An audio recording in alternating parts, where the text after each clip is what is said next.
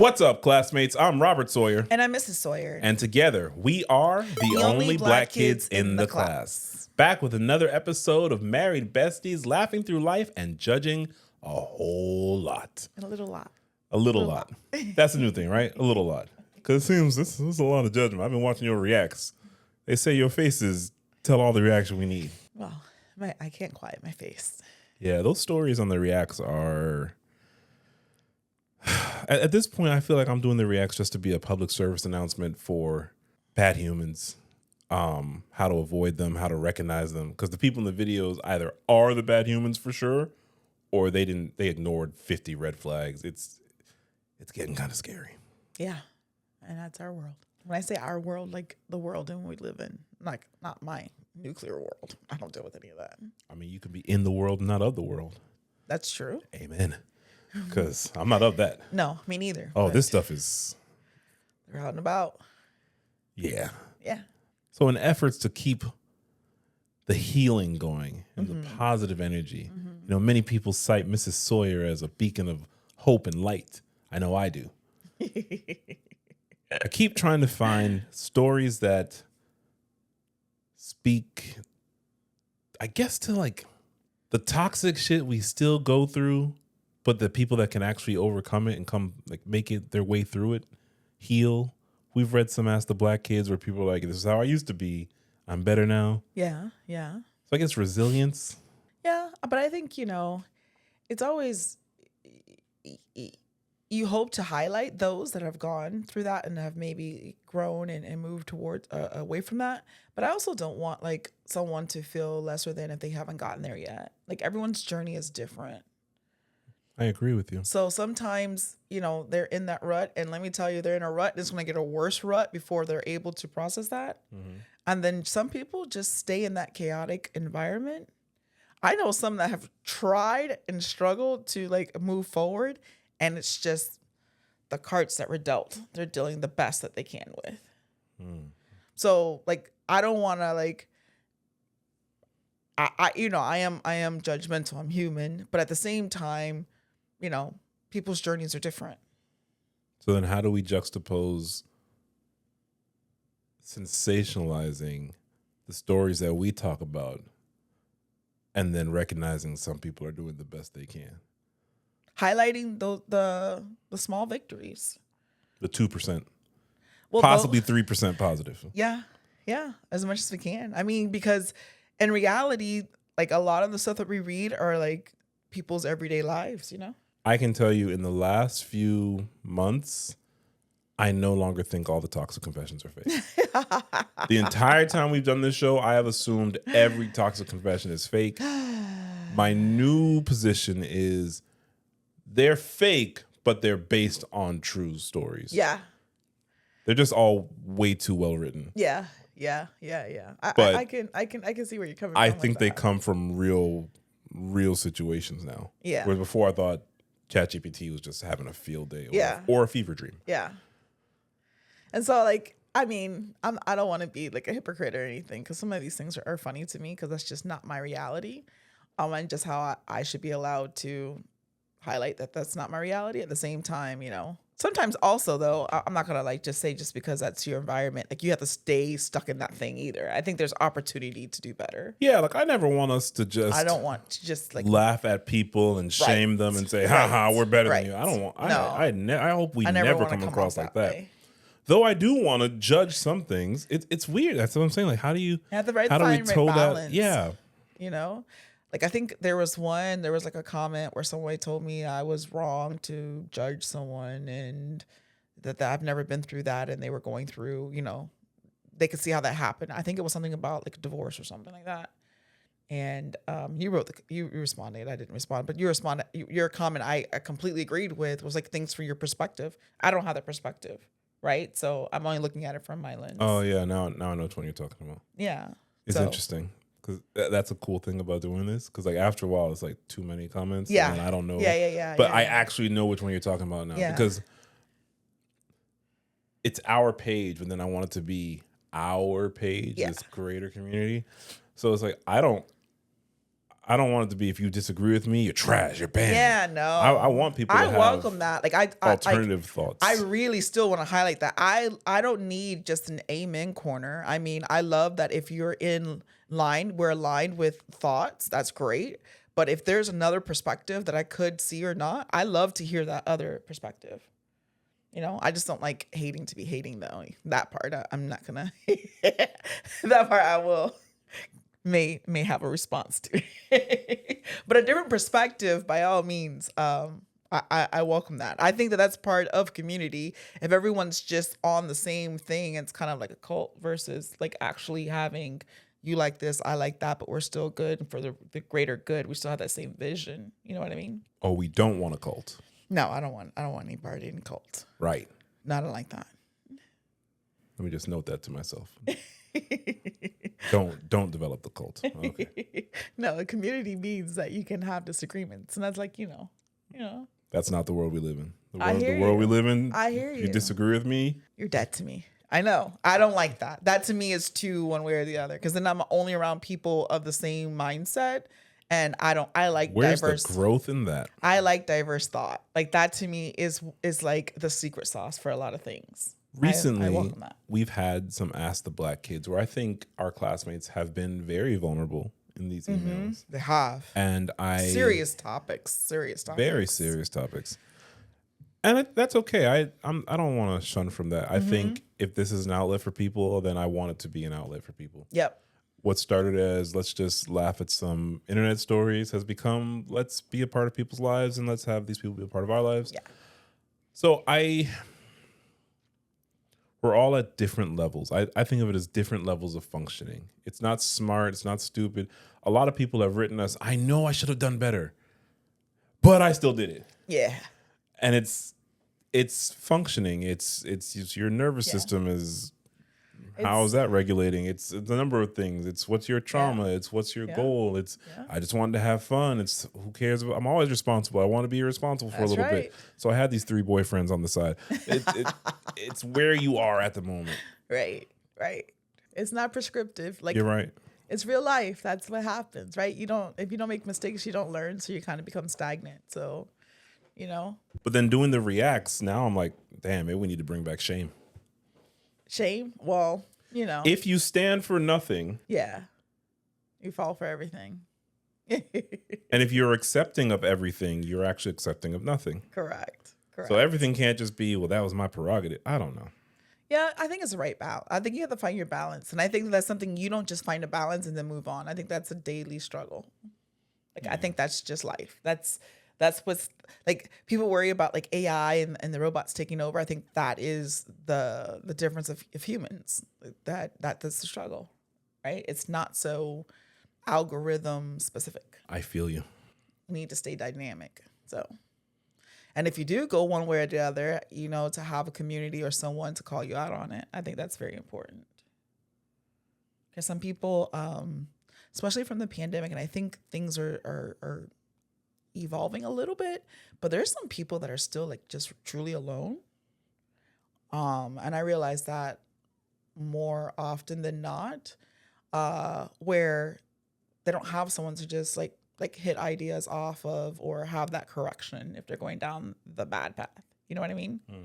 So that's where I think community comes in, because there are people who don't have like someone to just hit things off. Or maybe they have like a family they can't really turn to, or their friends are not really friends. I find that more and more.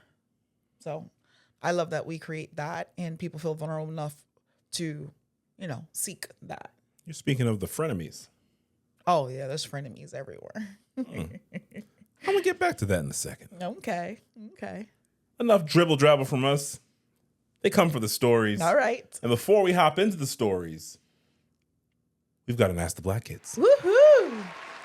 So let me shout out onlyblackkids.com. You heard of this place? Onlyblackkids.com. Oh, man. That's where you can leave stories, and sooner than later, a whole lot more. A whole lot more. Stay tuned. So this one comes to us via onlyblackkids.com. Hey, classmates. I love the show. Robert, your sarcasm gives me life. And Mrs. Sawyer, your cackle is the best thing to start my morning. You deny the cackle. I don't like it's a cackle. Okay. You just look at me and make me laugh more. Make you laugh more or make you cackle more? Whatever you want to call it. Let me tell you something. What was this? Last week or 2 weeks ago, I had to take your mom to go get her car. And I was just about to put on an Only Black Kids episode. I've been listening to some of the older ones not too long ago. I watched the first 3 episodes. And I was like, oh, my God, it got better. Thank goodness.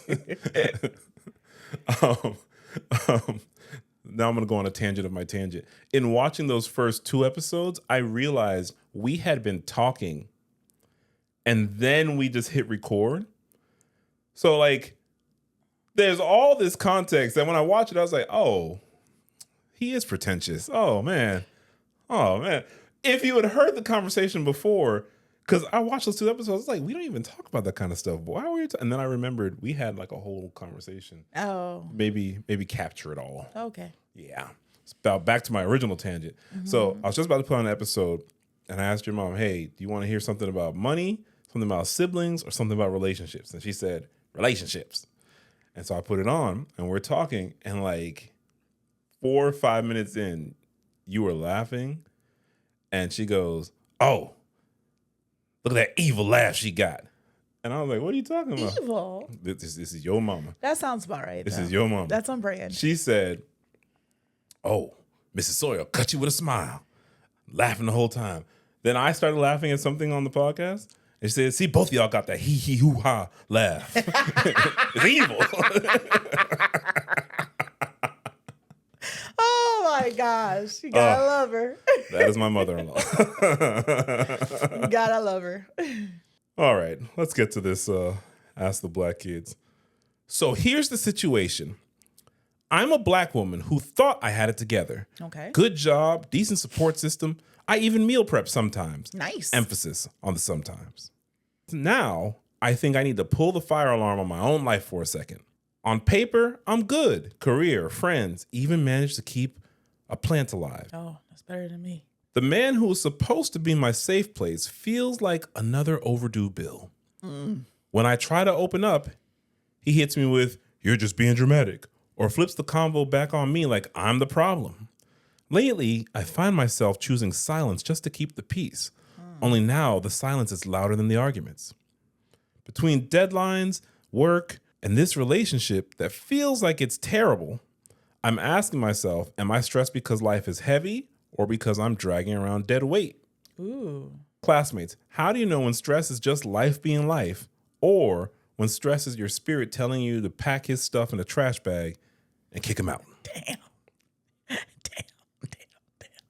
That's it. So, I can relate to this classmate. No, you can't. Stop that. Start over. No, come on now. Come on now. Not a part about the man, but I'm talking about, you know, the whole on paper and got the stuff together and meal prepping, which, you know, if you do it a little bit, you just got to do like that little extra to do more. But I kudos swallow that, and then they just feel a little like something's missing. So when I say I can relate, I'm talking about that stuff, the routine part. I'm not talking about. I'm not talking about guy. So I think though, one, it seems like the guy, the man, the extra past due bill, there's more to it. She's not genuinely happy with that there kind of thing. Because I've never thought about packing your things into a garbage bag. I mean, never, ever, ever kind of thing. So that to me tells me there's something there that needs to be explored. I'm not saying necessarily that means it's over, but I would say work on your why. Maybe there's, you've done all those accomplishments. You've done what you've been told to do. Because I think that's kind of what a lot of people are like, you know, you got to go to school, you got to get a degree, you got to get a good job, you got to do this, you got to be self-sufficient, you got to be independent. And then once you check those things off, it's like, okay, now what? What's the next thing kind of thing, right? So I think one, work on your why. Shonda Rhimes' book was really good about that, her why and finding that. So I recommend that. The Year of Yes, yes. But focusing on that why would be really good. And then your person, your other half or your partner is supposed to be there to help you, kind of like be aligned with you and be on that growth, that forward growth. And if you feel like that's pulling you back, then there needs to be some kind of conversation there. Just not sure of all that's in there to unpack because she didn't really get into any specifics. But that disdain of wanting to put things in a garbage bag, you can't, like, if you're having thoughts like that, you need to double click inside of there and see what that means. Sounds like you're saying they should talk. I'm always going to say they should talk. Okay. But she should be able to articulate concisely what it is that's making her feel that he's just a past due bill. Yeah. Like, what are those aspects? Or maybe, write that stuff down first, journal it out. So I guess to reframe the classmate question, is he trash or are you just in your feelings? Yeah. It can be both. It could be It could be neither. It could be something totally different. There wasn't enough examples to like go down one tangent or another. Yeah. But good luck there. I say congratulations.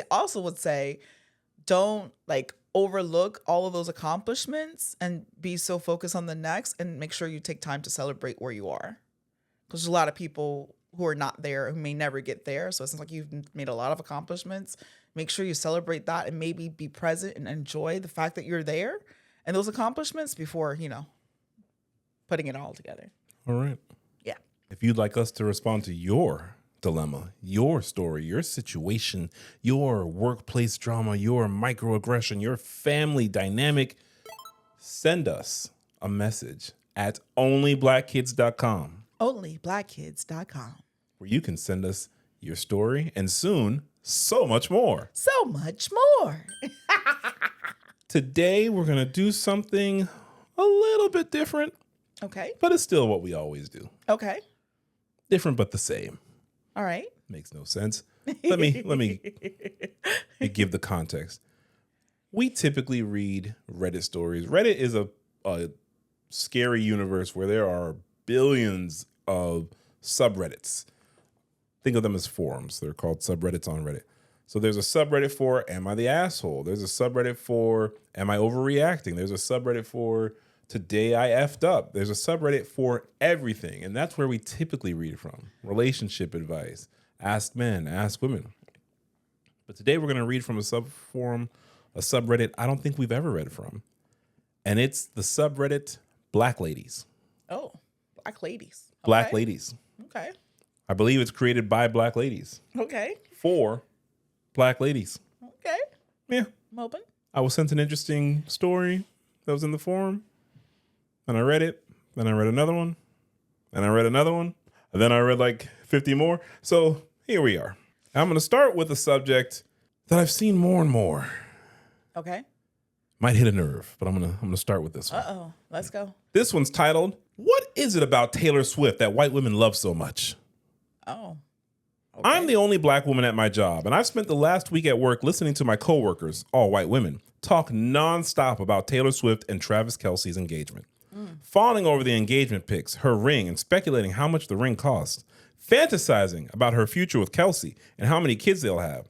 Just gushing over how excited they are for her. I don't hate Taylor Swift. She has a few good songs that I like, but I generally am apathetic towards her and don't understand the hype. She's talented, but she ain't all that to justify the amount of admiration and praise she gets. I seriously don't get it. What do these white women see that I don't? That's it? That's it. Oh. Well, it's really about the comments. Oh, okay. Because I'm like, what do you want to get into the comments first? Go ahead. This top comic says, she's a generic self-insert. Her mediocrity is the brand. She's relatable.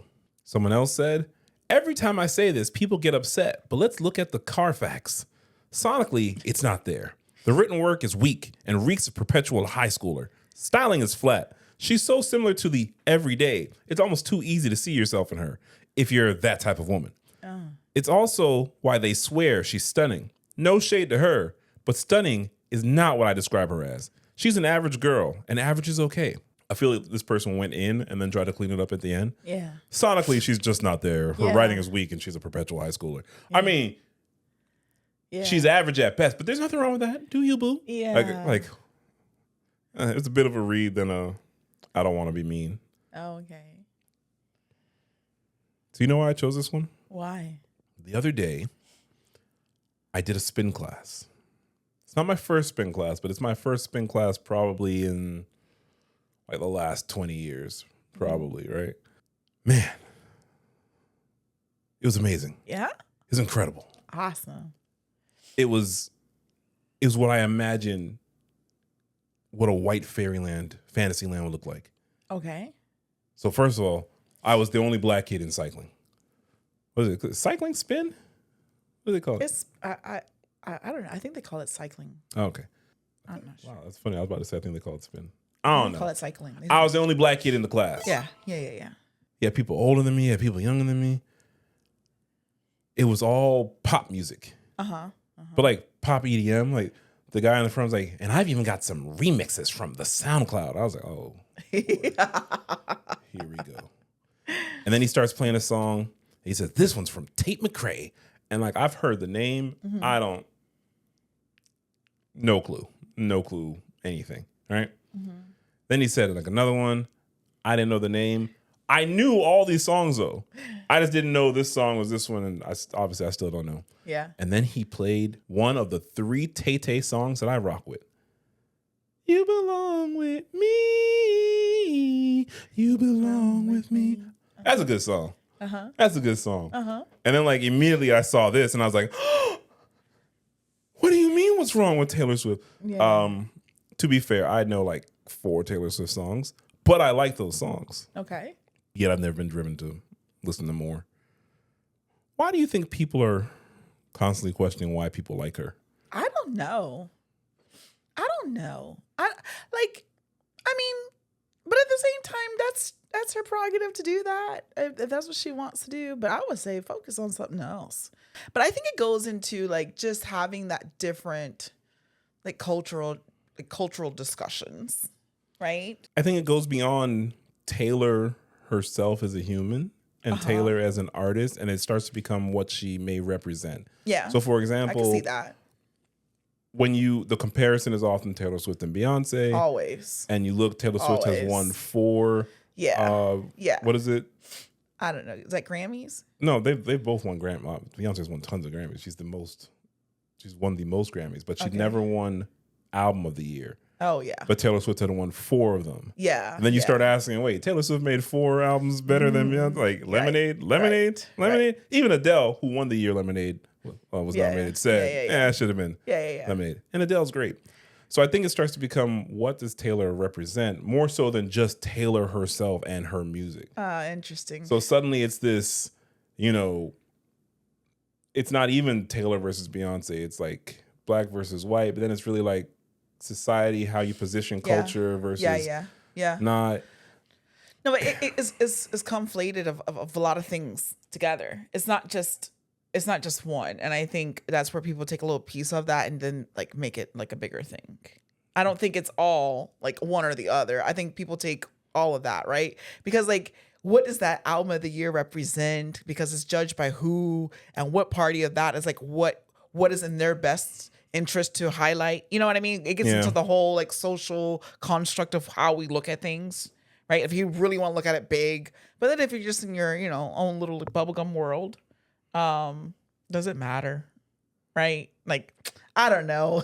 I don't know. That's where I'm like, I understand that person that wrote that, their perception of that. At the same time, I understand those who are in the office looking at it, because if it were, I don't know, someone big right now, like maybe Megan Thee Stallion, right? She got proposed by someone and she had a big rock and it was like a whole thing. And maybe she had the same journey as a Taylor Swift. She would be talking about all this stuff too and how many carats it was and everything too. You get what I'm saying? Yeah. It's just like, that's just what people do. They don't let Sierra's marriage out of their mouths ever. Exactly. Constantly.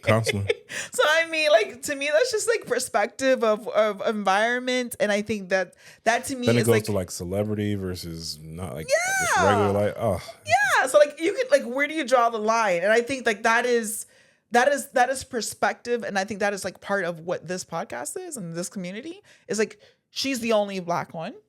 So she cannot participate in that conversation. So because she can't really participate because that's not like really her jam and she doesn't really care about any of that, then she's kind of like, well, I'm over here. That person really ain't all that. It's not my stuff. So she's by herself. So she becomes the only one, right? And then that conversation probably continues because it's going to be the hot topic for a few weeks kind of thing. And at that time, they're in isolation. I think that's the bigger discussion than Taylor Swift and what her ring is and whatever else it is. So if I can attempt to summarize what you're telling the person who posted that is, maybe they should just shake it off. Yeah, that's a good one, babe. That was a good one. Hey. Formulating that one for the last minute and a half. That was a good one. That was a good one. That's a good song too. That's a good Shake song. it off. Shake it off. You know what one day I hope we can do with the classmates? We need some interaction, so maybe at a OBK live show. Ooh. Okay, again, who knows when? I'm just saying it's an idea. But you know what we would do there? What? Something that you and I have done for many years. It tends to be on our way home from somewhere, and then we'll even stay in the car once we've been home, and we keep playing the songs. We don't have a name for it. It's like Battle of the White Girls, and we're just playing like our favorite songs. Yeah. Like on Spotify, like it's like our verses, but Yes. it's with songs. I don't know why it's only white women. I don't know if it is only white women. I'm pretty No, sure. we've done it with different genres. No, but we've done it a lot where it's Yes. like, Yes. because we end up playing the it's- same ones. Because it's obscure. Like it's not in our like weekly daily rotation. That's why. I think that's what it is. So some artists would be Four Non Blondes. That's your go-to. I love For Nine Blondes. My go-to is like Alanis Morissette. Yes. Eula, what's that lady name? The one I don't know, like Joni Mitchell. No, you talking about Natasha Bedingfield? No, I was like Joni Mitchell or something. I love Natasha Bedingfield. No, it's older than that. Older than that. Who? Do you like Joni Mitchell? I mean, I'm not against her, but I don't think I have any favorites that I would pay from her. There's one that you like. You don't know this. You don't know her. And like twice a year, you're telling me this lady's name, yet I still don't know it. Oh, I don't know who you're referring to. Damn. I don't know who you're talking about. Who's around the Joni Mitchell? Do you know? Have you think? Damn.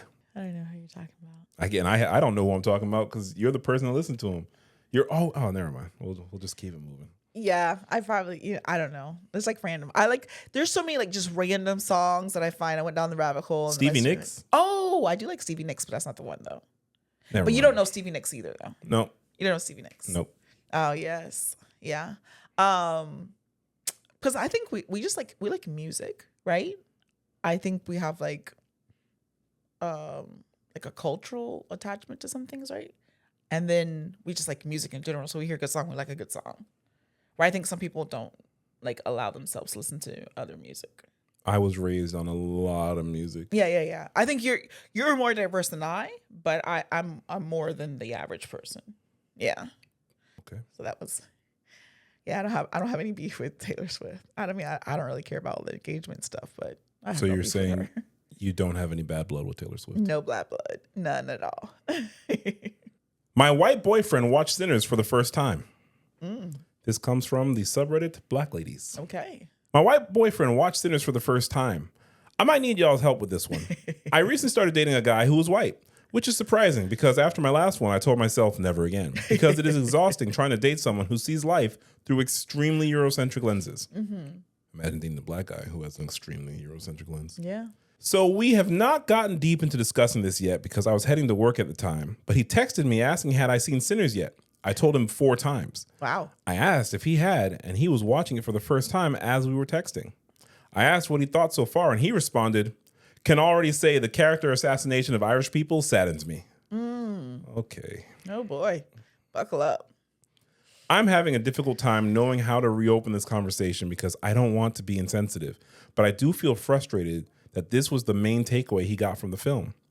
His opinion may have changed after watching it in its entirety, so I am very curious to hear his opinion later, but I'm hoping it doesn't turn into the kind of race debates I used to endure with my ex. I don't know. Am I being insensitive for being annoyed with his takeaways? No. Apparently they came back to edit after a lot of the comments and said, I truly appreciate everyone's responses. I knew I wasn't tripping, but just had to make sure. We haven't discussed anything further yet because we are in different time zones at the moment, but I think I'm finally in a more calm state to do so now. I will come back with updates. Also, just want to add, I'm not trying to be petty about a movie, but his response implicates deeper cultural differences that I'm not willing to compromise on at this point in my life. It is also not his first offense. I've also had to address some microaggressions that he meant no harm by and was just ignorant of, but I don't have the patience or energy to teach my partner how to love a black woman. Okay. Didn't we just read that last episode? Something similar. Something very similar. Yeah, something very similar. In the same thing, so it looks like an edit, but it says update. I don't know if we're... Okay, so embarrassing update. My guy was in fact being sarcastic and I couldn't tell through text. I was ready to hit him with the fire and he completely reassured me that he loved the movie. Aww. And the acting was top notch. Nice. Haven't told him I was pissed yet. I think she should tell him that she was pissed, and they can talk through that in case he does have it some other time. Because she said he already had like microaggressions. Because I think that's just being human. Yeah, and like culturally sensitive. It's okay, but like if that's gonna be your person, I don't know how serious she is with them, but boyfriend means to me, like to me, you're in a serious relationship. You should have those discussions. Like I think it is naive to think there won't be. You know what I mean? That kind of like thought and understanding. And I think the only way you navigate through that is to have discussions with it and be honest. You have to learn every person. You have to learn how you communicate with them, how they communicate. So you kind of have to learn the culture of every individual. Yep. So for example, I have to listen to you and spend time with you and engage with you to know what you like, what you don't like, kind of your thought process on things. Yep. And that would happen whether we are of the same culture or not. Yep. Whether we are the same race or not. And maybe Sinners is a good doorway to that. Yeah, which I think that's healthy. That's healthy discussion. I mean, so I have friends of all ethnicities and all ethnicities? All ethnicities. All of them. I have some weird stuff too. I call it weird because it's just unusual for me. I've been exposed to all kinds of things, and I really, if they're my friend, which my circle is super small, we can have these conversations. And like I've shared like some text with you as like, I don't know if I'm just being sensitive, but I'm not understanding this. And we've had that dialogue, right? And sometimes we have to agree to disagree. And sometimes it's like just understanding perception of like what they're going, like their lens looking at it. Yeah, I would say the word she says, I don't want to have to teach my partner how to love a black woman. I think you're going to have to teach every person you're with how to love you. Yes. And it's just how, like the language of you. Yes. Now, when it comes to like respect and things, if you have to teach someone respect, there's like non-negotiables, right? And you should know what those non-negotiables are. But there was like a funny like thing. I got like down some, I don't go on TikTok too much, but I started looking at something, and I saw this one post of a black lady who was married to a white guy, right? And he was taking out her braids, right? Mm-hmm. But like. She like it was like a whole like huge thing. Like she went and he had prepared like snacks and like a sofa, like the pillows, and put on like all the different things so she can watch and pick from. Mm-hmm. And like he took out her hair and washed it and conditioned it and everything kind of thing, right? And like there were so many people in the comments, of course, always like judging of stuff. And then I started to look at their page, and it wasn't like he was like making anything. He like that's his wife, and he wants to do for her, right? And like they had kids and stuff too. Like they made like a family like thing, right? And I thought it was people were like, it's black, white kind of thing. I thought it was just a man wanting to do for his wife. Because I think if I ask you to take these out, we're gonna have to work on it together, because I don't even know I don't even do all that. You know what I'm saying? So like I didn't see it like how she said to teach a white man how to love a black woman. I think like how you said, like you just have to teach, like it's a growing thing. It's a shared experience kind of thing. What you're getting at is in this world that we live in now, things are so polarized that everything is a bigger thing. And sometimes things are a bigger thing. There are a number of people specifically on social media who use their interracial relationship to be Like we're interesting because we're interracial. And it's like, right. You're really not. You're interesting because you're interesting, or you're not interesting, and that's okay too. Yes. As the previous post says, average is fine, right? Yeah. Sometimes, no, we're just in a relationship, and one of us happens to not be the same race as the other one. Exactly. And we weren't making a statement on that, but that's the world. It's like when we talked about Teacher Bay. Yes. Regardless how she dressed, the world is going to sexualize her. Yep.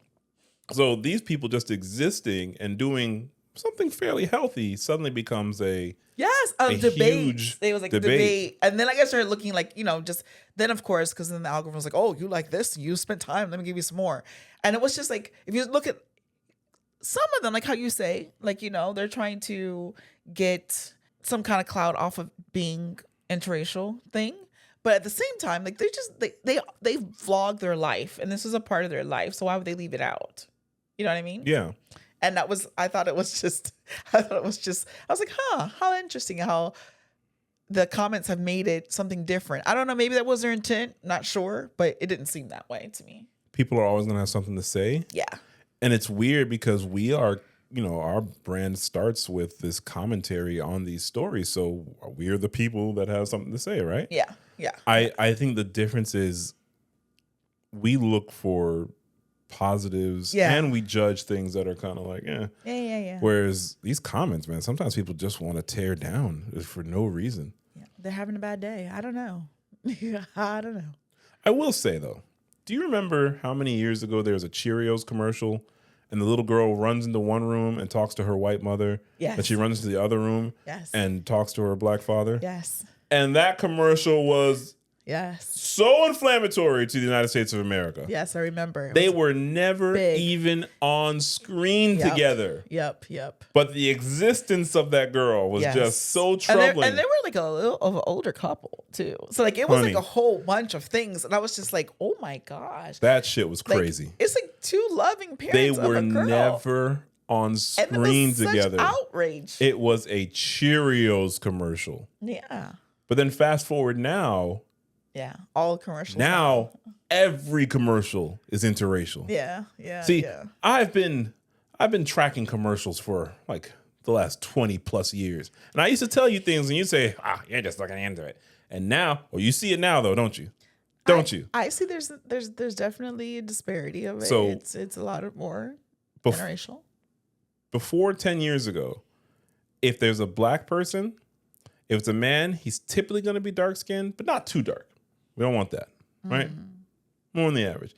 But if it's a woman, she has to be light skinned, or if she's darker, extremely Eurocentric features. Think like a Naomi Campbell, right? And her hair always has to be that frizzy curly shit.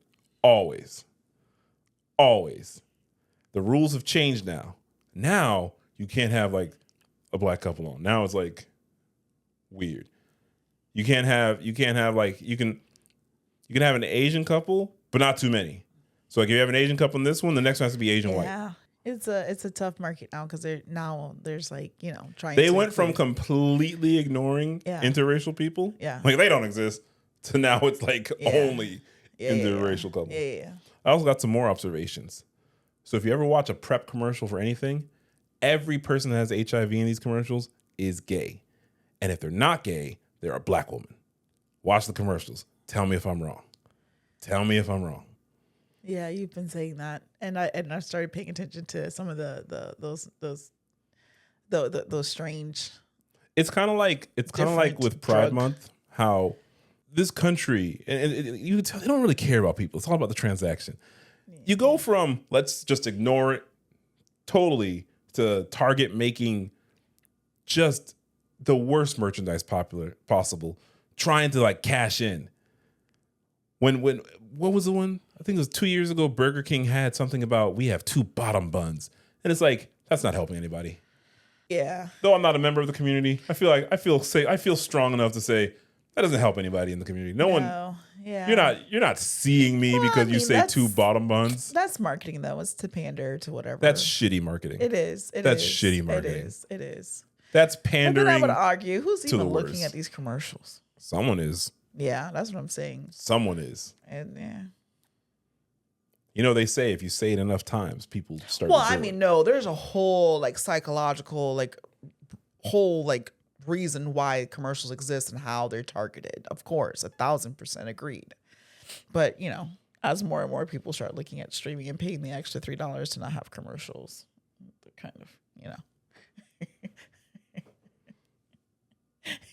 Only blackkids.com, where you can leave us your story and your thoughts. Oh yeah. Only blackkids.com. Yes.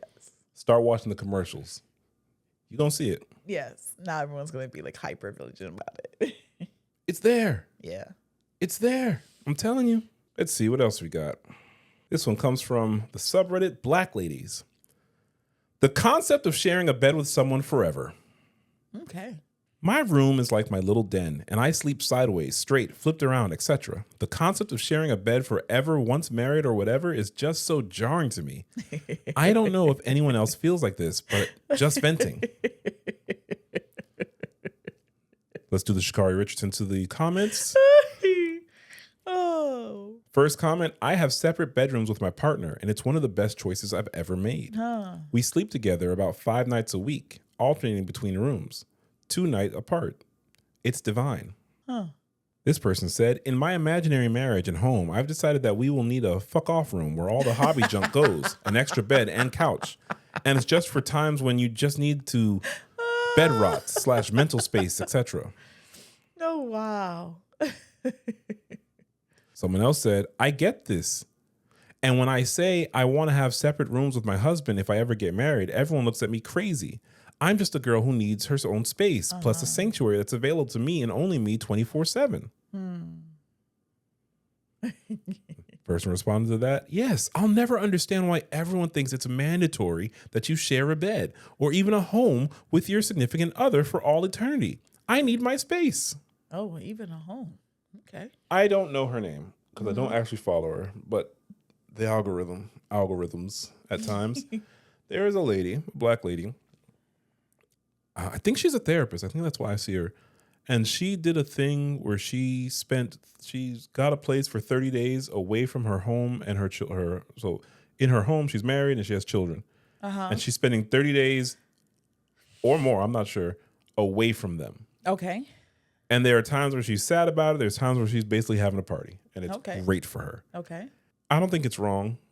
No. I don't think it's wrong, but I think since you know, obviously we're reading the subreddit BlackLadies, let me give my 2 cents. That's what everybody wants to hear, right?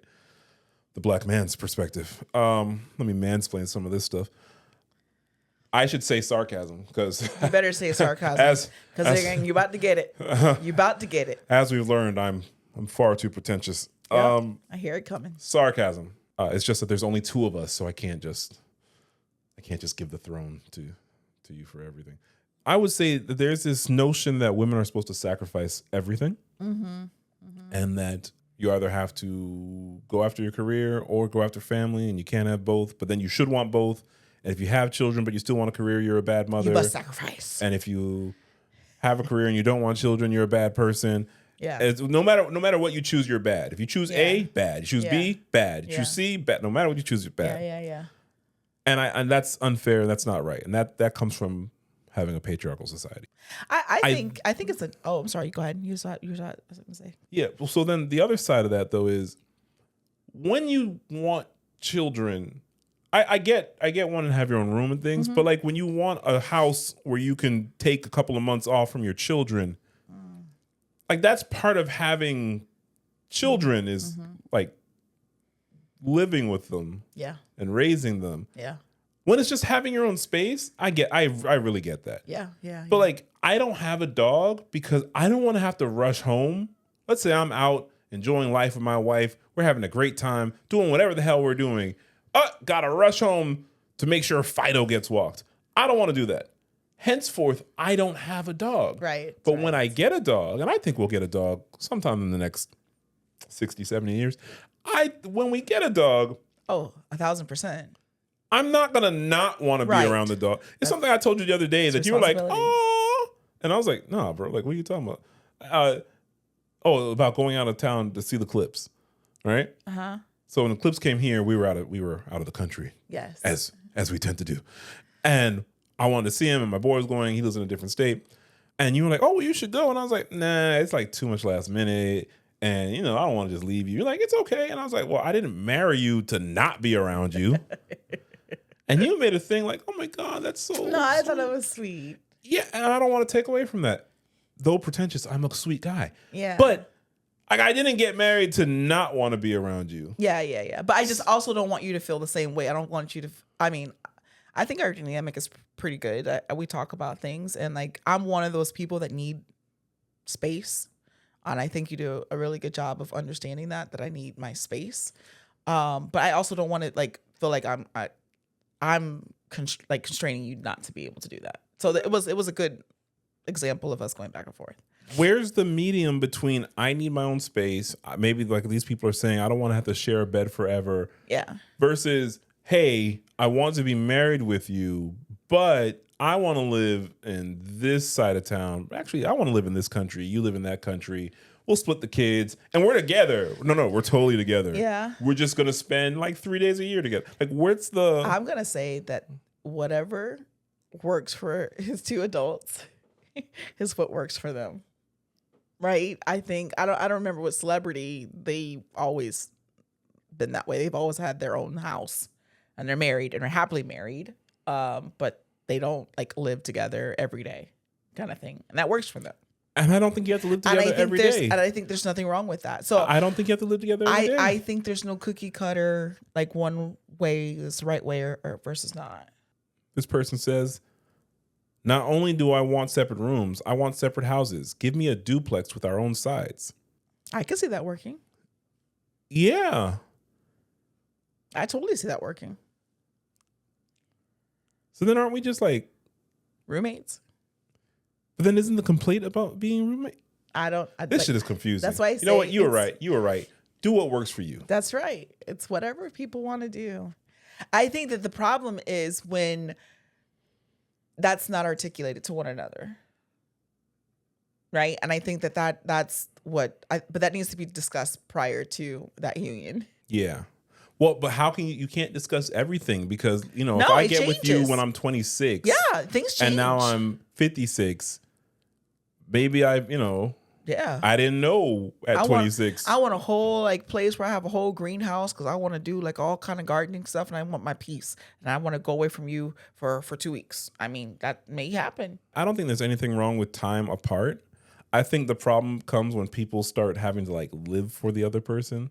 Yeah. Or like a people pleasing kind of thing. And I think that kind of... I think is when one manipulates the other and the other feels bound to, be the little punching bag for it. That's exactly what I was saying. That's exactly what I was getting at.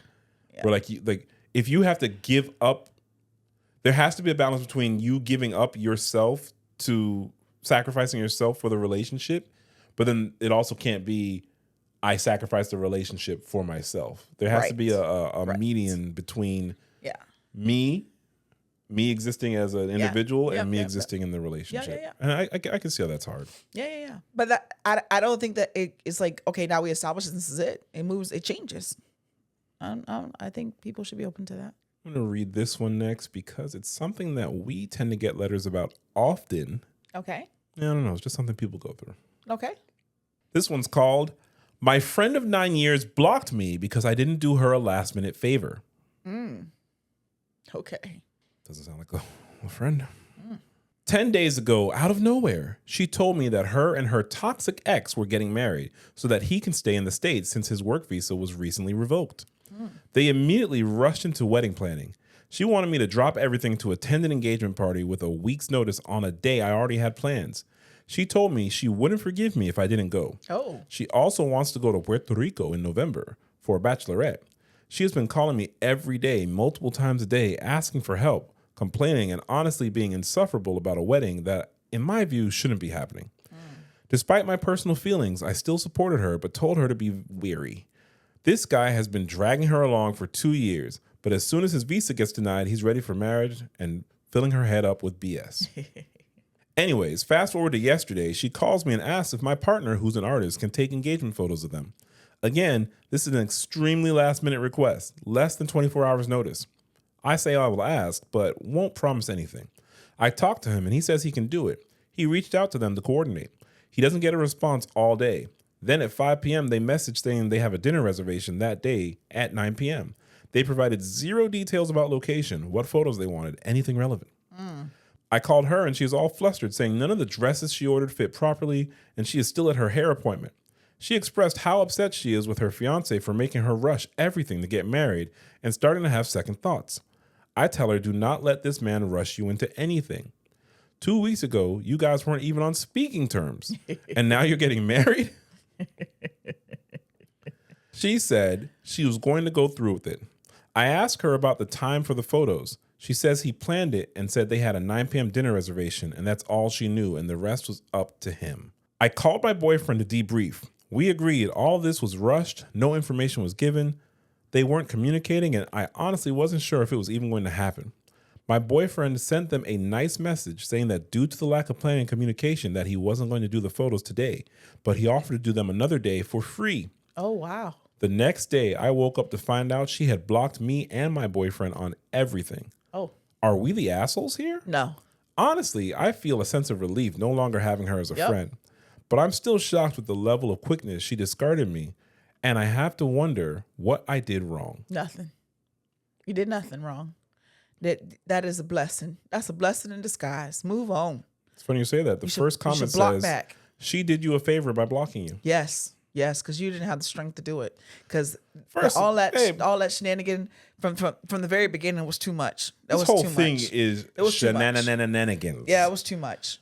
And he offered to do stuff for free? Oh, no. If you're rushing a marriage to avoid a work visa being revoked, you don't have engagement photos and this and that and bachelorette parties. You rush to the courthouse. Correct. All that other shit is a party that you can do later. You can do that later. Talking about she want to go to Puerto Rico. She wasn't talking to him. She wasn't talking to him 2 weeks ago. Yeah. No, thank you. That's crazy. You died. Like, that was just such a big gift. Block back, and move on with life. Another comment says she'll be back around when he has his paperwork straightened out and doesn't need her anymore. That's right. He on to the next one. Ridiculous. And the last comment I'll read, listen, keeping friends with women who date toxic men is not worth it, especially when they leave and come back to the same guy. It's not even worth it. This isn't a loss. This is a blessing in disguise. Block that bitch and her life back. Damn. I wouldn't go that far, but not my words. My goodness. But yeah, I agree with all of that. That was no. I was like, how much more are you gonna go put yourself through all of these things? So the reason I wanted to read that one is because we often get asked the Black kids about friend relationships. Yeah. And there is a great lady, I don't remember her name right now. Hopefully I'll find it and I'll put it in the edit. If not, I couldn't find it. And she says she's a friendship expert, specifically between women. And she talks about how difficult it is managing some of these relationships with the ongoing stresses of society and modern life. She talks about how friendship breakups can be devastating. It's a real thing, and people keep putting themselves out there for their friend, we're friends, but a lot of these people not your friends. You're making me. I'm having like deja vu because I remember listening to a podcast where it talked about the friend dynamic and like the person who like does all the coordination, the one that has to be the mediator between the friends and like all that, the friend dynamic, the relationship, how like it's quite complex. And then like you start like listening to the podcast. Oh man, I can't remember who it was. I want to say it was what's her name? The sportscaster. Oh, Jamel Hill? Yeah, it was Jamel Hill. And then like you started like listening to, because then after listening to one of her episodes, I like listened to the person she had was interviewing. I listened to a couple of their like speakings or engagements. And we should listen to like the roles and the dynamics. It's really like family. Like that's why I always say like relationships are just relationships, right? This is like the same. This like to me, it's like the same family drama that we listen to. Except that you just like chose these people to be your friend, or they're not really friends. I found the lady I was talking about. Okay, her name is Danielle Bayard Jackson. Okay, and while she might not be the only friendship expert, in my opinion, she's the best friendship expert. Oh boy. Just the way she describes it. I don't know her educational background or her work background, but I can tell you a lot of the things she's talking about are rooted in systemic therapy. So systemic therapy is where you get marriage counseling and family counseling. And it's a lot of the dynamics that she then applies to friendships. And she's brilliant the way she discusses it, I'm telling you. Because it's like I've listened to her and you realize, these, because I've had clients, I've had all these things. I think it's expressed differently with men. Men are less likely to say they're hurt by their friend. Ooh, yes, I hear that. And then they're really hurt. Yes. But you can't say it. Yeah, you can't say you hurt my feelings. She tripping, man. He on.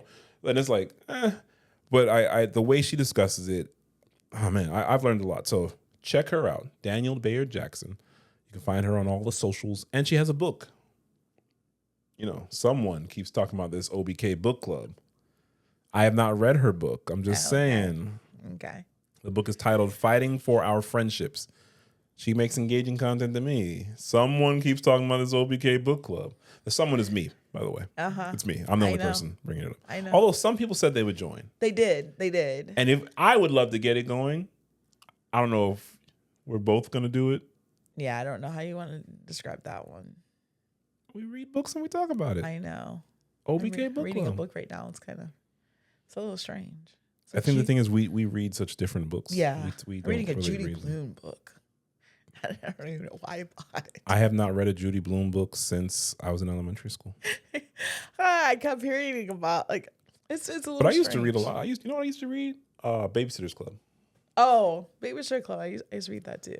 I would read. There would be books that I'd get, and then there are books my sister gets, and I just read all of them. I read at a certain point. I've read I know I read the first 100 Hardy Boys books. I know I read the first 100 Nancy Drew books. Yes, I've read. Those. I don't care if they said it was for a girl or boy. I was just reading. Everything. I read a lot of things. The only thing I could never get into, and I still can't get into, is fantasy. I know you I think I read a book because you were into that whole vampire stuff.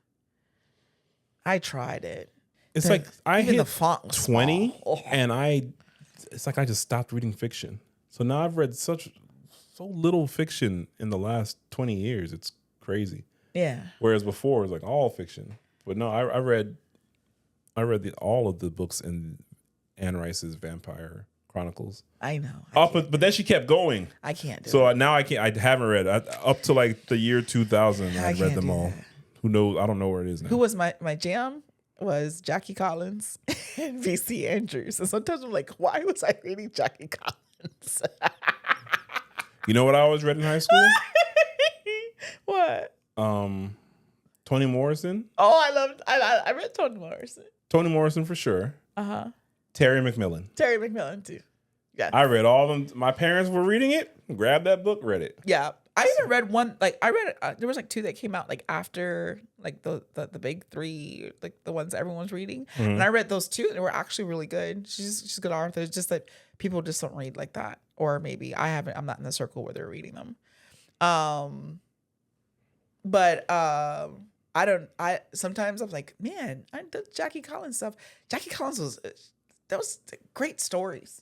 About Hollywood and cheating and murder. Hollywood and cheating. It was good. What more do you need? It was good. I'm talking about I finished the whole book in a day. It was very good. And VC Andrews, oh my gosh. That was VC Andrews is to me is the beginning of movies. You know what I mean?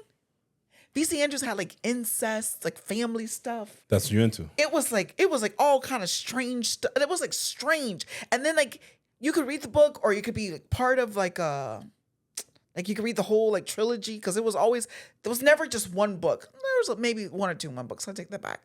But they were build on build of the whole web of story. She was mastermind of that. Oh, yeah. Reading is good. It is good. I thought of another one too, but I'll say that for the book club. Lisa Gardner's another so there's going to be a book club. When you decided. You know, Lisa you Gardner's say that. Another good one. You say that on camera. And the second the camera goes off, it's really when you decided. It's Yeah, not. you come on. It's really you. It's not. Okay. So if I say there's a book club, there's a book club. Well, I mean, yeah, we have to prioritize all the things you say. There's going to be. Switches up already. Speaking of new additions to the OBK lineup, what's up with some school snacks? Oh, you want some snacks? I'm actually a little hungry, so why I have not? a good one today. So, snacks is supposed to be both like current and nostalgic kind of snacks, right? And like new snacks, I always get you new snacks or something I see that I think you would like, and we try it, kind of thing, right? I like to try new things. Okay.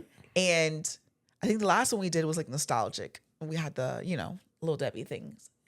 This one I saw, to me, is like best of both worlds. So, what's your favorite candy? My favorite candy is Reese's Buttercups, Yes, peanut butter cups. You love Reese's peanut butter cups, like which is very odd. I don't really like chocolate.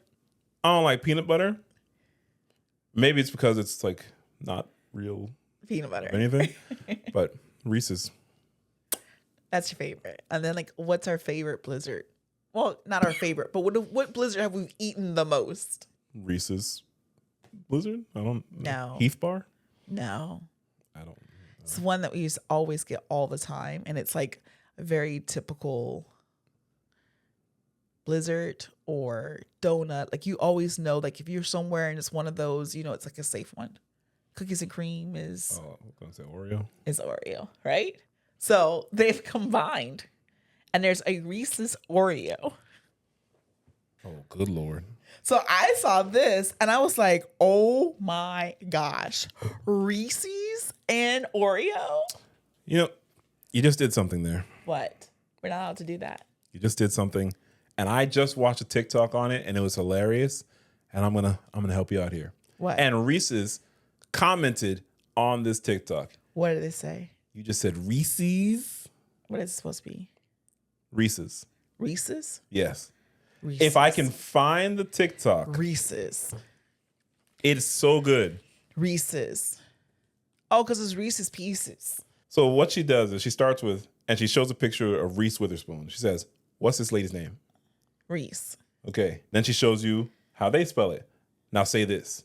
Reese's. People start saying Reese's, right? Yes. And she says, it's supposed to rhyme with pieces. It's Reese's Pieces. Y'all wouldn't call this lady Reese's. I'm not doing it well. The TikTok was very good. And when I saw Reese's commented on it, I was like, you know what? I'm going to ride for my favorite candy. Y'all going to stop saying Reese's Pieces. It's Reese's Oreo. Reese's No, but show 'em Oreo. again. Reese's Oreo. I was like, oh my gosh, we have to try that. That to me is a school snack. What? To me, it's diabetes, but let's go. Oh, well, I mean, you're not going to eat it every day. I would. I would. I know. That's why I wouldn't buy you one for every day. But For me, a Reese's a day is 3 Reese's not enough. oh, look at it. It's got the cream on top.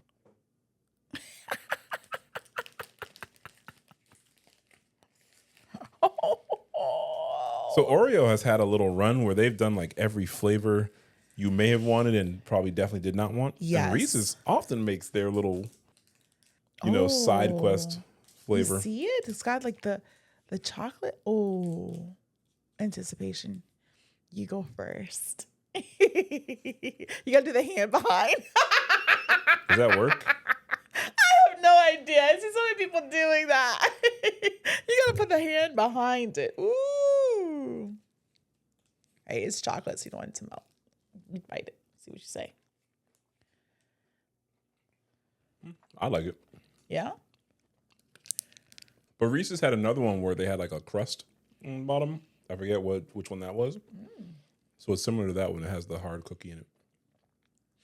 You know what? I thought it was going to be overly sweet. It's not. It's not? Let me see yours.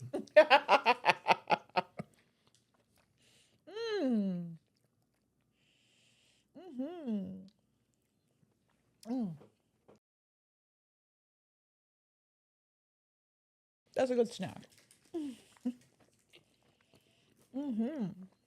Great for a movie. Ooh. That is good. So Reese's never misses. if that had been around when we were in school, I would have had a bunch of them. We have a whole bunch of them now. We're respectful adults. In moderation. You know what I tell some of my younger clients? What? Being an adult means I could have cake for dinner every day. Yeah. However, it means I also have to deal with the consequences Yep. of having cake for dinner every day. Yep. You can say responsible adult. I'm still eating my Lucky Charms. I'm still eating my... I know you are. Now, moderation, Yes. for sure. It's not like I'm eating it every day. But Yes.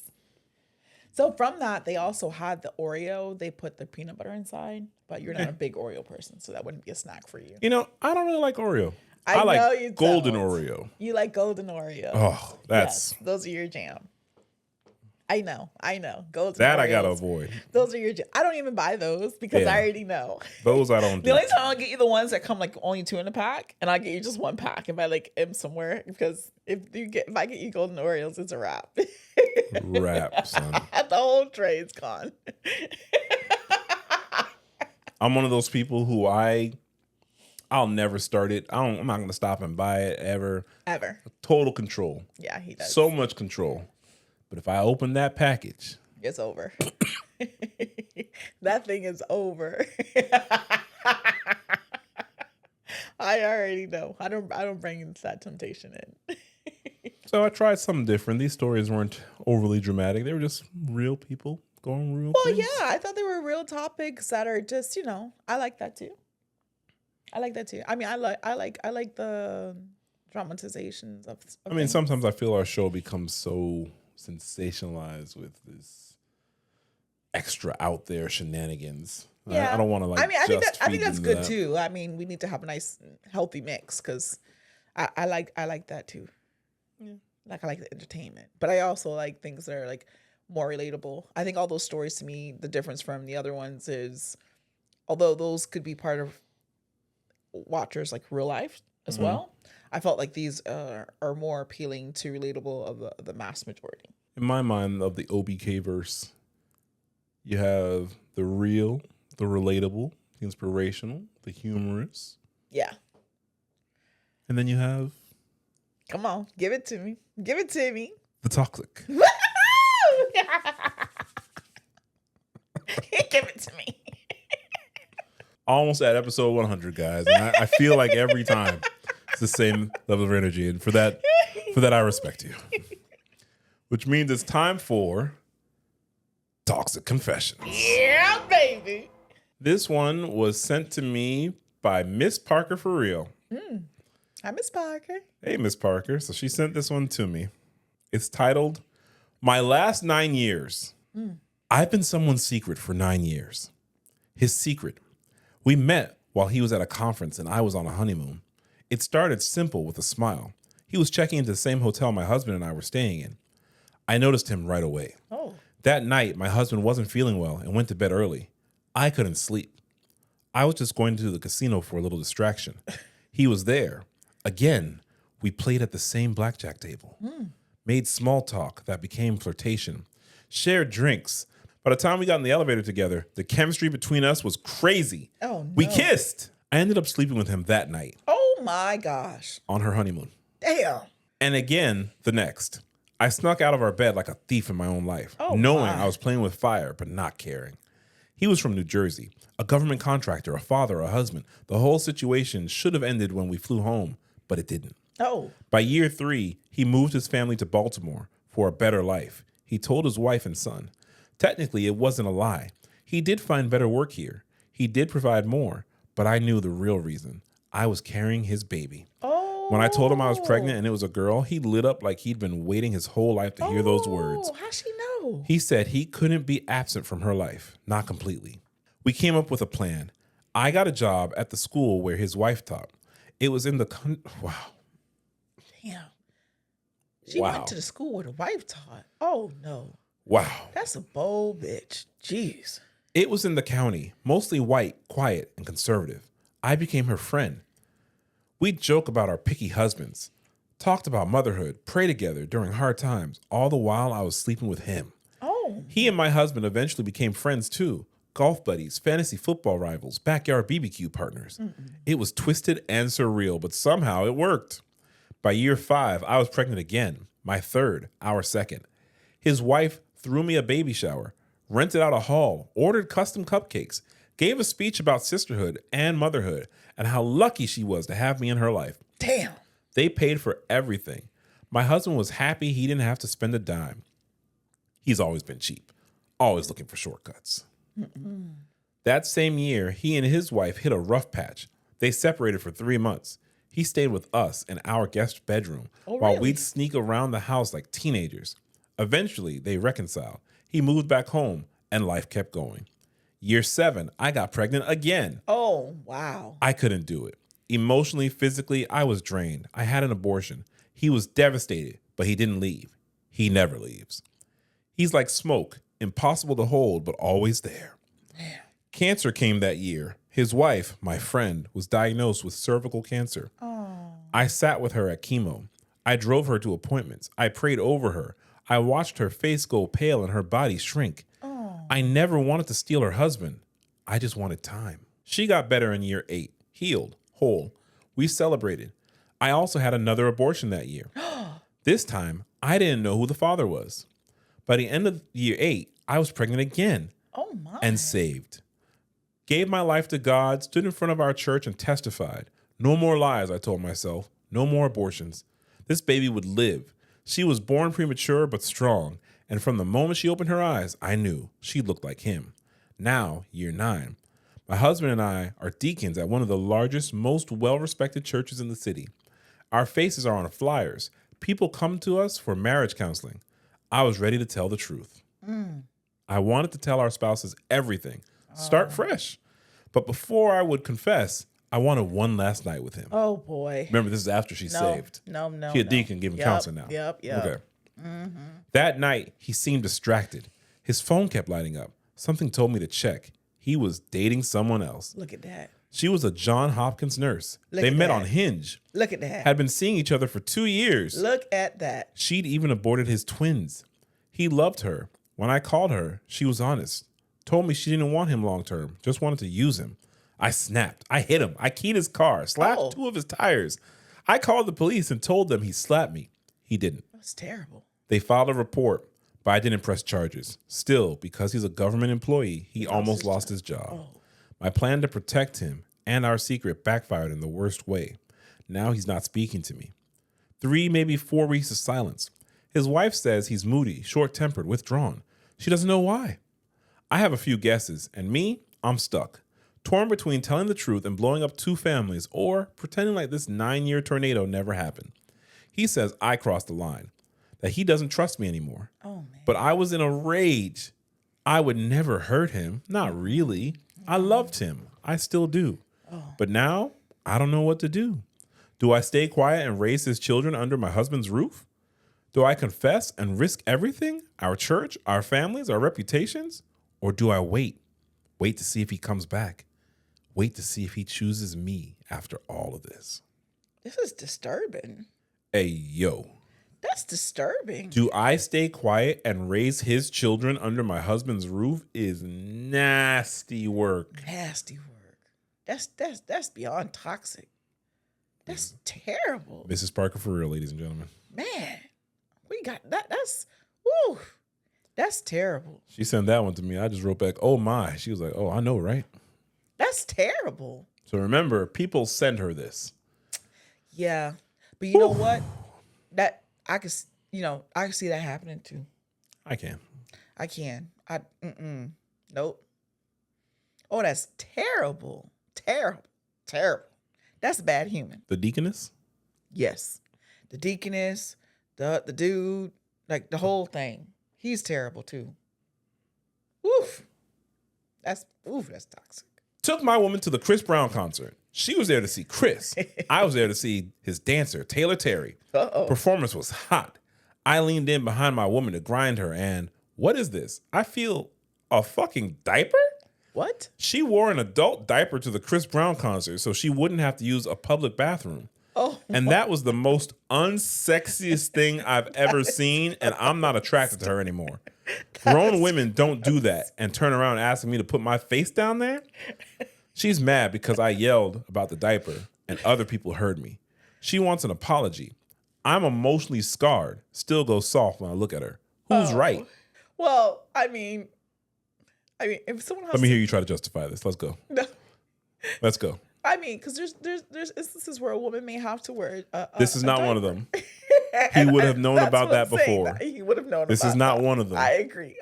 So I just want to So make sure. he's not shaming a I'm woman not who shaming a had woman some who kind of wears health diapers. issue, But a woman who just gave birth. He's not doing that. He's You- shaming a woman who didn't want to miss Chris Brown gyrating and all that kind of shit. That's ridiculous. That's ridiculous. That is ridiculous. That's nasty too. Who would want to do that?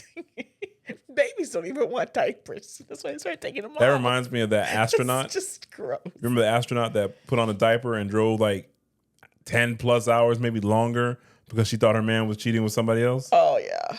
That was a crazy one. Woman is an astronaut, but still going through that shit. Yeah. Oh my. Who does that? She does. I can't And believe astronauts. that. I fell in love with an unemployed certified e-beggar, stuck between a midlife crisis and a TikTok trend. She hasn't worked in a year. She's including me in her story time. She cries and begs for money while telling her followers that I'm an abuser, forcing her to live on the street after I found out she was pregnant. All lies. She says she's just making money, but she's putting my face out there as a demon. What to do? Yeah, you need not to be with that. You should run. You chose to be with that. What Yeah. you mean? What you do? Yeah. What? You should leave. Yeah. Come And on. I don't know. Maybe stop being a terrible person. Yeah. Terrible.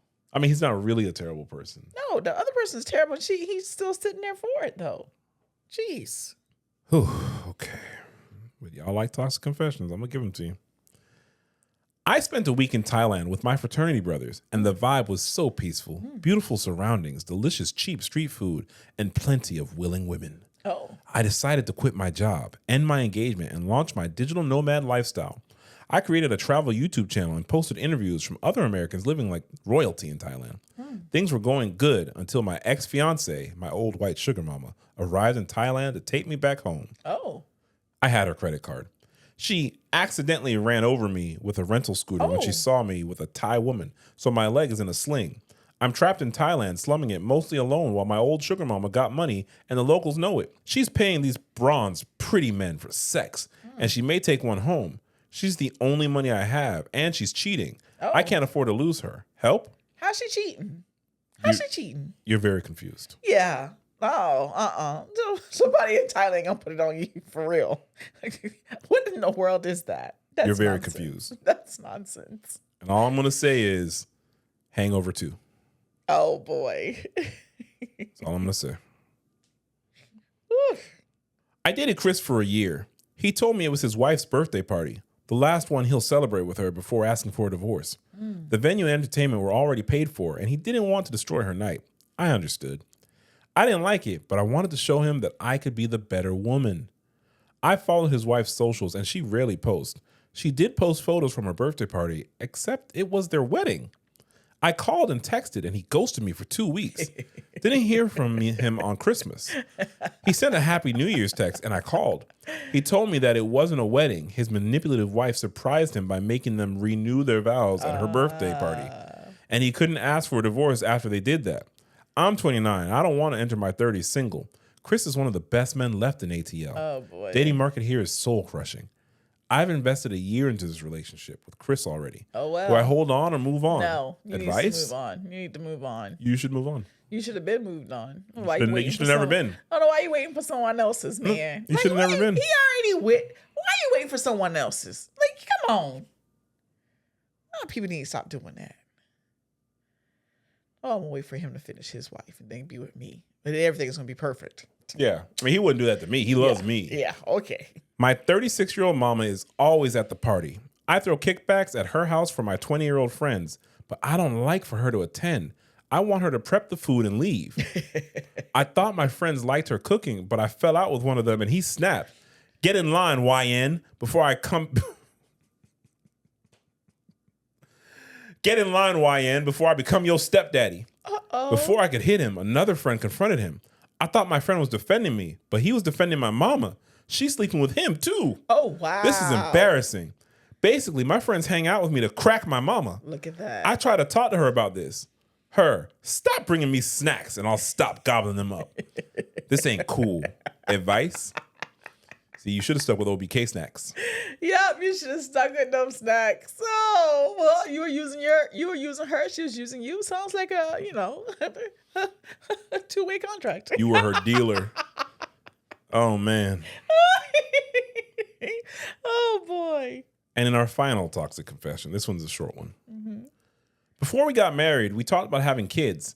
I told him that I was a carrier for a probably lethal birth defect. We decided to not have kids, and I got snipped. I'm not a carrier. I just hate children. Oh, that's terrible. That's dishonest. How do you have a marriage like that? Oh, that was terrible. That was a bad one to end on. Oof. You want me to try it? You want me to try it No, better? no, that's fine. No, you said it. If you said it, the people love the toxic confessions, baby. This is a safe space, right? Yes. I've had the same dream for a few months. Okay. I'm in the field of lavender. I'm nude and skipping around with a dark-skinned female twins. Okay. We roll around in the lavender and we smell so good to each other. I become Rihanna. I'm singing. Then black, muscular men arrive and they beat me into submission. They're taking turns bending me like a pretzel and I moan so loudly in my sleep that it wakes my wife. Problem?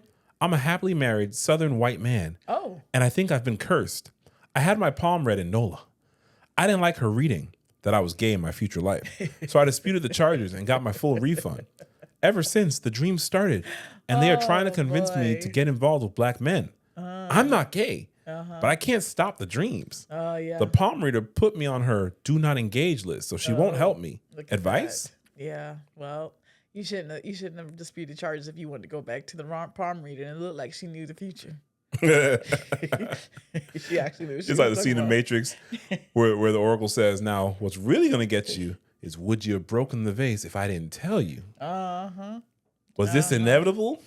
I think so. He said, bending me like a pretzel. It's in his subconscious. He said, muscular black men are bending me like a pretzel In the field in of a lavender. field of lavender of my dreams. Okay. Oh, well. Okay. I guess so. Those were toxic, honey. Good job. Okay. Yeah. That was a lighter note. It's always good to end on a tee-hee. Yes. I like a tee-hee. A few episodes ago, the story was so bad, it just drained all the energy. And I felt so bad for that person. It was an ass to black kids. Yeah. But, that's someone's real life. And so, I like that there's a safe space for people to vocalize things that are troubling. And I like you. I like you, too. So I guess we're back with the giggles and tee-hees. Yes. It's a balance. Real life and giggles and tee-hees. Yes, I like that. We're going to keep trying to find that balance. And we hope you continue to join us by giving us those 5 stars. I recently saw a stat. Apparently all these stats have been here. I'm just learning about it. So on YouTube, most of our people are subscribed. Oh, okay. But most of them have not hit that notification button. Oh, well, because I understand that, right? Because they know on Wednesday we coming through. So you already letting them slide. I know they come. I know, but I understand the behavior. That's why they're part of the community, because I can relate. But hold on. But we need them to. But hold on. Yes. That means they didn't know when we started dropping these reacts on Fridays. Yeah, that's true. That's true. They might be a little late to the party. That means they're not going to know when those bonus episodes drop. I hear you. So yeah, that's advantageous. Yes. I'm just saying. But please join us in the class. Send us your stories and dilemmas. Onlyblackkids.com. Follow us on all socials. Leave us those 5-star reviews. Send us some recommendations for snacks you want to see us try. I guess that's a thing now. I like to try snacks. I like new stuff. I like good stuff. Yes. My favorite snack is you. Ooh, no, stop now. Go get the rest of Reese's. Let's see what else we got going on. We'll have another Reacts this Friday. All right. And episode 100 is coming up. I'm very excited about it. Again, it's going to be another episode, but it was the milestone from before we even started. I was just like, man, I hope we can make episode 100. So it's a big thing for me. I like that. And maybe, just putting it out there, I don't know. Maybe we'll have a couple of surprises during the episode. Ooh. Nothing too crazy. Yeah. I don't. I'm real picky about surprises. No, you're not. I am. I am.